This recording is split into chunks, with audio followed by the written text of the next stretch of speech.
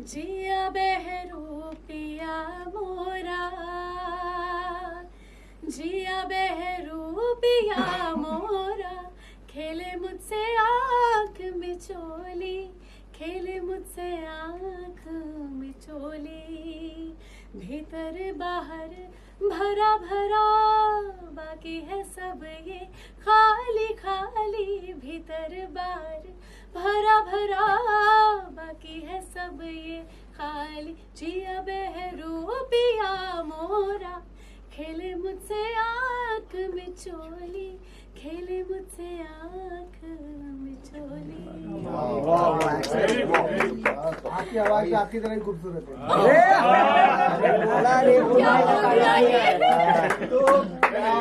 तारीफ की है। नहीं, कुतुब का कॉम्प्लीमेंट एकदम कुतुब निकला। वही कल यही चलेगा कुतुब बोलता नहीं मैं, लेकिन मौके पे चौका मार। हाँ बिल्कुल, क्या बात है। बताइए कुछ नहीं। क्योंकि कोविड में मेरा सफ़र बहुत अलग रहा। बीइंग अ नर्स, जैसे कि आप ये फ़ोटो देख रहे हैं, नर्स की एक फ़ोटो है मेरे इस पूरे कोलाज में। बहुत सारे रूप हैं, मेरे ही हैं। मेरी academic qualification as a nursing officer रही है दिल्ली सफदरजंग हॉस्पिटल से।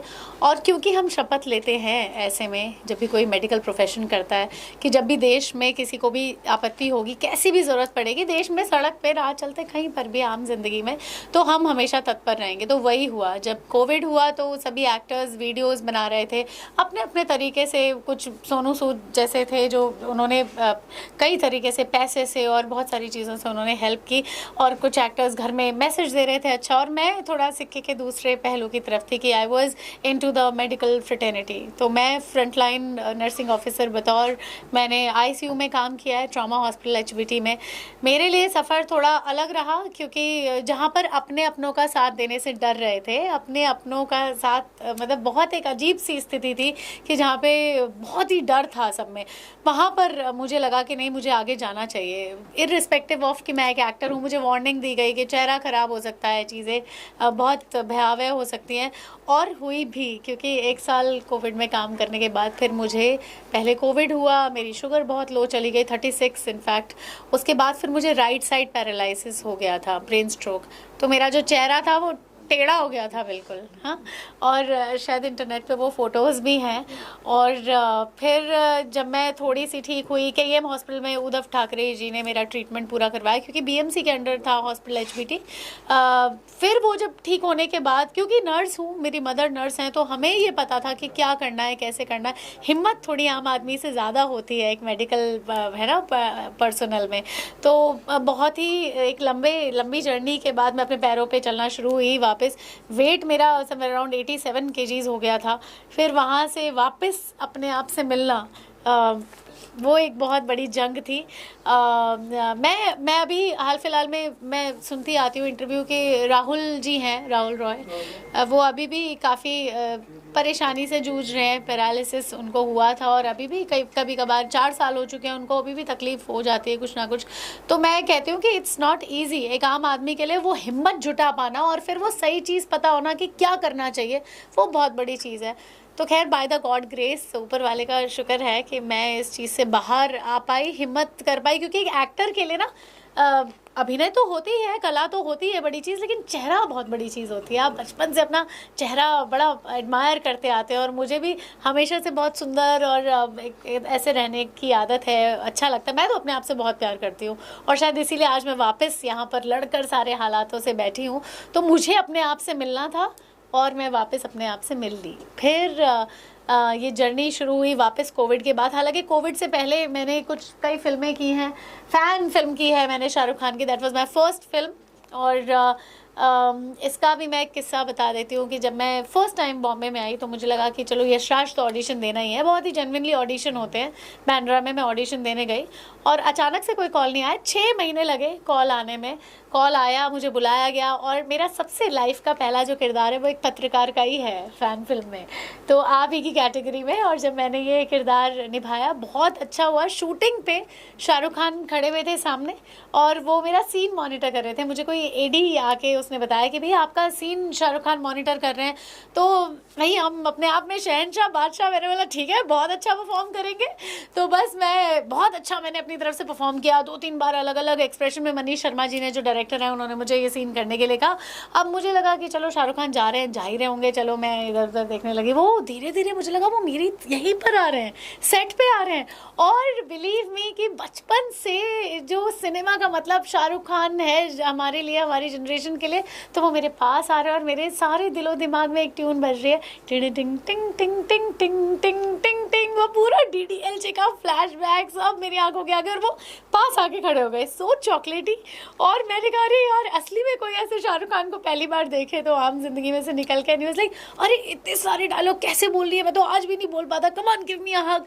तो इसका मतलब ये था कि ऐसा नहीं कि वो नहीं बोल पाते, ये उनका बड़प्पन था कि उन्होंने एक नए एक्टर को, खासकर फीमेल होते हुए मुझे, क्योंकि मैं बहुत नर्वस भी थी, पहला मेरा कैरेक्टर था, और यशराज जैसी जगह में आप एकदम कोई आपको देख नहीं रहा है और आपकी कोई एग्जिस्टेंस ही नहीं है, तो बड़ा अजीब लगता है, स्कैरी भी लगता है, एट टाइम्स नर्वसनेस होती है। तो मुझे हिम्मत बनाते हुए उन्होंने कहा कि भाई आगे बढ़ोगी, बहुत अच्छा करोगी, and that's what his grace is always, कि उन्होंने इस तरीके से एक नए एक्टर को सपोर्ट किया, मुझे कॉम्प्लीमेंट दिया, मुझे गले लगा के blessings the. So I think he would be proud seeing me working ahead, और आगे इंडस्ट्री में काम करते हुए देख के खुशी होगी उन्हें, and I am so happy. अब फ़ैन फिल्म की मैंने, रनिंग शादी फिल्म एक आई थी तापसी पन्नू की, अब तापसी पन्नू एंड अमित साध, उसमें भी मैंने तापसी पन्नू के सीनियर का कैरेक्टर किया है। काफ़ी अच्छे अच्छे सीन्स हैं, मैंने फिल्म में गिटार भी प्ले किया है असली में। और तमिल मेरी एक फिल्म आई थी सेंटिनल, श्रीलंकन फिल्म है, वो श्रीलंका में ही रिलीज़ हुई है। तेलुगु फिल्म है जयंती, पंजाबी फिल्म है लकी कबूतर। ये सब फ़ैन और कांचली के बीच का सफ़र है, जहाँ पर मैं अलग अलग किरदार कर रही थी। अभी आने वाले समय में एक हितेन तेजवानी जी के साथ मैंने फिल्म की है, मानो या ना मानो। इट्स अ 1 आवर एक सवा घंटे की फिल्म है, वो आने वाली है। और उसमें राजीव ठाकुर भी हैं, बहुत अच्छी फिल्म है। अब आप जो कांचली के लिए मैं जानी जाती हूँ, एक ह्यूज मतलब करोड़ों लोग इसे देख चुके हैं, it's already on a very big platform on YouTube. लेकिन री रिलीज़ क्यों? क्योंकि हर एक्टर चाहता है कि एक सिनेमैटिक एक्सपीरियंस हर फिल्म का होना चाहिए। क्योंकि मैं थिएटर एक्टर हूँ, मैंने दिल्ली में भी बचपन से थिएटर्स किए हैं, और मैं एक शास्त्रीय संगीत में निपुण हूँ, मैं ट्रेंड क्लासिकल सिंगर हूँ, कथक डांसर हूँ, वर्सेटाइल डांस स्टाइल्स में करती हूँ। तो मुझे ऐसा लगता है कि थिएटर एक्टर होते हुए लगता है कि फिल्म ना मोबाइल में, या ठीक है देखते हैं लोग OTT में, मगर सिनेमैटिक एक्सपीरियंस कुछ और ही होता है। इसीलिए मैं चाहती हूँ कि ये जो फिल्म थी ये अपने समय से थोड़ी आगे थी। इसमें जो क्लाइमैक्स है वो बहुत भारी भरकम है। कजरी अपने आप में एक बहुत बोल्ड कैरेक्टर है। क्लाइमैक्स में पूरा वो एक न्यूड सीन है which has been shot aesthetically. बहुत ही कमाल की टीम रही हमारी। तो मैं चाहती हूँ कि आज जहाँ पर एक एरा चल रहा है, एक ऐसा एरा जहाँ पर फीमेल ओरिएंटेड सब्जेक्ट्स की बहुत ज़रूरत है, फीमेल महिलाएं लड़ रही हैं। फिर मैं वही मजाक कर दूँगी कि वो नीले ड्रम वाला ऐसा नहीं वैसा वाला नहीं, बट अच्छी साइड में कि अपने लिए आवाज़ उठाने की ताकत अब तो बहुत कॉमनली आ गई है। हर वर्ग की महिला अपने बारे में बात कहना, अपनी विचारधारा रखना जानती है। तो उस समय में कांचली का बाहर आना बनता है, क्योंकि ये एक बहुत ही स्ट्रॉन्ग मैसेज देती है फिल्म। विजय दान देथा जी की लिखित कहानी है, नोबल नॉमिनेटेड राइटर है राजस्थान के प्रसिद्ध, जिनकी कहानी पर पहली फिल्म भी बनी है शाहरुख खान की, अगेन दिस कनेक्शन। तो मुझे लगता है फिल्म बाहर आनी चाहिए, इसीलिए वी आर री releasing Kaanchli very soon, so that लोग कजरी से मिले। कजरी बहुत अब आप देखो आजकल जैसे मॉडर्न एरा में बिकनी पहनते हैं, जैसे मैंने खुद एक मॉडर्न ड्रेस पहनी हुई है, लेकिन जो एक गांव की ब्यूटी होती है ना वो अलग ही होती है। इसमें देखो इन्होंने एक कांचली एक पहनी हुई है। कांचली का मतलब सांप की खाल भी होता है, जिसे निकालने में उसे बहुत तकलीफ होती है और निकल जाता है, बंधनों से मुक्त हो जाता है, तो बड़ा स्मूथ हो जाता है उसका जीवन। तो ऐसे ही वो कुर्ती कांचली जो वो पहनती है वो भीलवाड़ा का एक प्रसिद्ध पहनावा है। और 90 साल की औरतें भी वहाँ पे ऐसे ही कपड़े पहनती है। बहुत रिसर्च के बाद इस फिल्म का कॉस्ट्यूम पूरा मैंने किया है, ये भी एक बड़ी कमाल की बात है। टाइम्स ऑफ इंडिया से मुझे अप्रिशिएट भी किया गया था 2020 में जब फिल्म रिलीज़ हुई थी, थिएटर रिलीज़ हुई थी।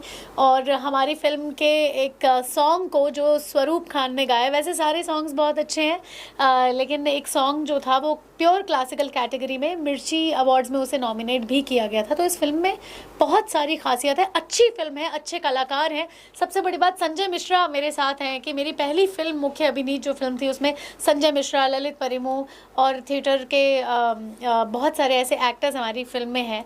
कम एक्टर्स की बनी हुई फिल्म है लेकिन बहुत क्रिस्प स्टोरी है, तो मुझे लगता है कि सबको ये फिल्म देखनी चाहिए। अच्छा, ये फिल्म का गाना की जो फिल्म है, ये इसको आपने बताया ड्रम जैसे वाली बात करी आपने, ये मैसेज क्या देना चाह रही है आप? क्या मतलब इस फिल्म से क्या मैसेज होगा जो आप रिलीज कर रही हैं? देखो, हमारी फिल्म में ऐसा मैसेज बिल्कुल नहीं है कि पति बात ना माने तो उसे ड्रम में डाल दो, फ्रिज में बंद कर दो, नहर में बहा दो, ऐसा कुछ नहीं है।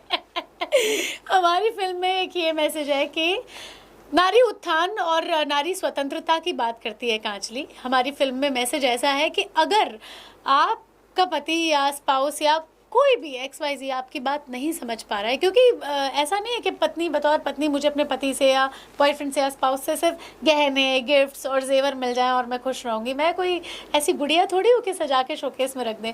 बात है विचारधारा के मिलने की, बात है मुझे अपने विचार रखने की इजाज़त देने की, स्वतंत्रता देने की, बात है कि आप मेरी बात समझें। प्यार के बहुत तरीके होते हैं ना, तो हमारी फिल्म ये कहती है कि अगर नई बात समझ आ रही है तो आप अपना रास्ता चुन लें। ऐसी कोई मजबूरी नहीं है कि आप किसी ऐसे रिश्ते में रहें जो नहीं चल पा रहा है, जहाँ पे प्रताड़ना हो रही है। और प्रताड़ना भी ऐसी नहीं है कि मार पिटाई होती है, सिर्फ मेंटल टॉर्चर भी प्रताड़ना में ही आता है। अगर आपके विचार कोई नहीं समझ रहा है या आपको कोई भी नहीं समझ पा रहा है, आप अकेले हैं, वो भी प्रताड़ना है। आपको कॉर्नर कर दिया गया है, आपको कुछ बोलने की इजाज़त ही नहीं है और आपको जहाँ तहाँ कहीं भी रख दिया गया है। ऐसी कई हमारे भारत देश इतना बड़ा है, अभी भी कितने पिछड़े हुए समाज में ऐसी चीज़ें होती है, गाँव में ऐसी चीज़ें होती है जो महिलाओं पर भारी पड़ती हैं। तो वैसा एक मैसेज हमारी फिल्म देती है कि स्ट्रॉन्ग रहना है और अपना रास्ता खुद चुनना है, चाहे कुछ भी हो। इस फिल्म में लास्ट टर्निंग पॉइंट आपका जो सीन था जिसमें वो सचमुच अपने सारे वस्त्र छोड़ देती है, तो इसके लिए आपने खुद किया कि बॉडी डबल का इस्तेमाल किया? क्या बात है, आपने तो मुझे स्टार बना दिया आज ही। तो क्या था कि फर्स्ट फिल्म थी और बॉडी डबल नहीं था, मेरा ऑप्शन भी नहीं था ऐसा मेरे पास। और मुझे ऐसा लगा कि ये फिल्म मेरे दिल के बहुत करीब है, तो मुझे ही करना है ये सीन। बहुत सारी चर्चा हुई कि बॉडी सूट पहनेंगे, कैसे करेंगे, क्योंकि वो सीन जो विजय दान देथा जी ने लिखा है वो ऐसा ही लिखा है कि वो अपनी पूरी कैंचुली उतार के और वो जा रही है। मतलब कैंचुली मतलब सिंबॉलिकल है कि बंधन, ये चूड़ी, ये नथ जो सुहाग की निशानी मानी जाती है, बोर्ड लगाते हैं माथे पे वो, तो वो कुर्ती कांचली सब उतार के जा रही है कि भाई मैं अब इस बंधन से आज़ाद हूँ, मुझे कुछ प्रताड़ना नहीं झेलनी है और मुझे प्यार चाहिए था, वो नहीं मिला और मैं अपने ही किसी रास्ते जा रही हूँ। जबकि वो गर्भवती भी दिखाई गई है उस समय।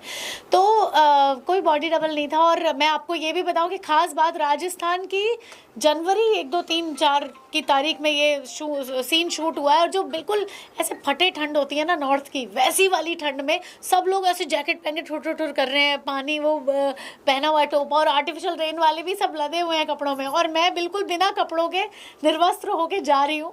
तो वो बहुत ही मेहनत से किया गया सीन है। कई बार मैं बेहोश हो गई, सर पे ठंडा पानी पड़ रहा है, बहुत -5 डिग्री टेम्परेचर था, क्योंकि ये शूट जो हुई थी वो झाड़ोल में हुई थी, उदयपुर से 60-65 किलोमीटर अंदर, और गाँव और खुला वैसा।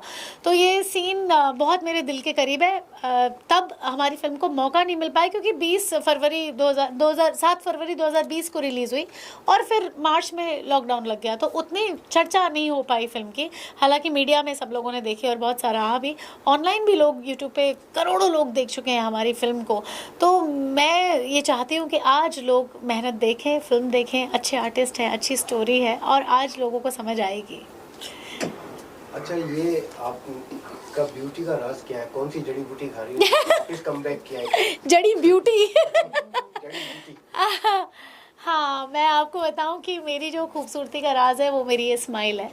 कुछ भी हो जाए, कैसी भी स्थिति रही है मेरे साथ, चाहे मुझे पैरालिसिस हो गया था और मैं बहुत मोटी हो गई थी और मैं बिस्तर पे पड़ी थी, या मेरी नाक में नली थी, या कुछ भी था, लेकिन मेरी मदर और मैं, मतलब हम आपस में हंसते थे तब भी। और मैं बस, कुछ भी स्थिति आज तक जीवन में आई है, और ऐसा होता है ना, एक्टर्स को काम का स्ट्रेस होता है बहुत सारा, मैं तो बिल्कुल ज़ीरो पे कई बार आई हूँ और मेरे जैसे और भी कई लोग हैं जो जूझ रहे हैं।